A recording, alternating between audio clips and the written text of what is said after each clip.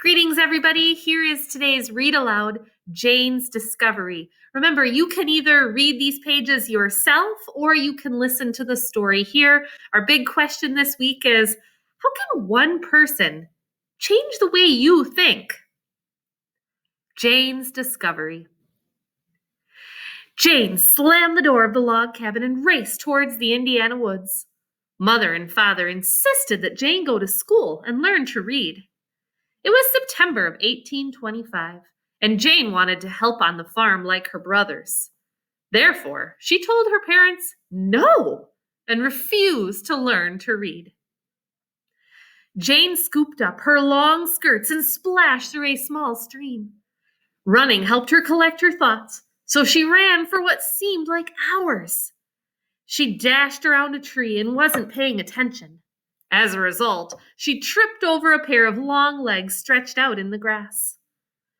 The legs belonged to her neighbor, Abe Lincoln. Abe was leaning against a tree reading a book. He smiled, stood up, and extended his arm to help Jane.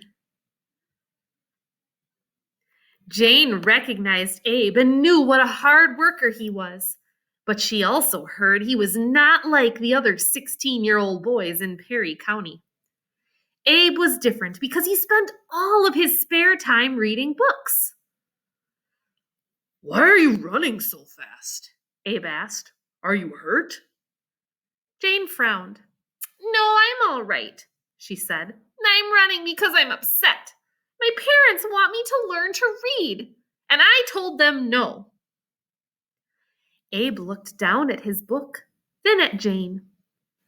"Reading can change your life," he said quietly.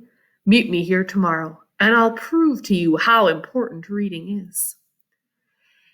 Jane met Abe the next afternoon. He showed her a book about George Washington. One of his favorite teachers had donated it to him, and he had read it many times before. Abe began to read aloud while Jane listened carefully. He read about Washington and what a great leader he was. He read about Washington's courage and bravery. "Someday I want to be as courageous as George Washington," said Abe proudly. "Someday I will be president of the United States." "I believe you will make a great president," said Jane. "Look at what a good leader you are now. You've completely changed my mind about reading." Abe smiled. "Tell your parents you will learn to read," he said. "Then meet me here every day after school. We will read together, and I will help you." At first, Jane was nervous and uncertain about learning to read, but she met Abe every day like clockwork. Fortunately, Jane's intense dislike for reading was only a temporary feeling. She was getting the hang of it. As a result, her nervousness began to disappear.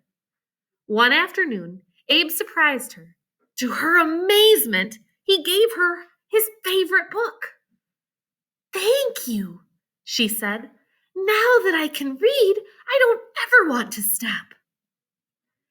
Years later, Jane opened her newspaper and read the good news. Her friend, Abe Lincoln, had been elected president of the United States. She smiled and thought about the day she tripped over his long legs. That was the day that changed her life.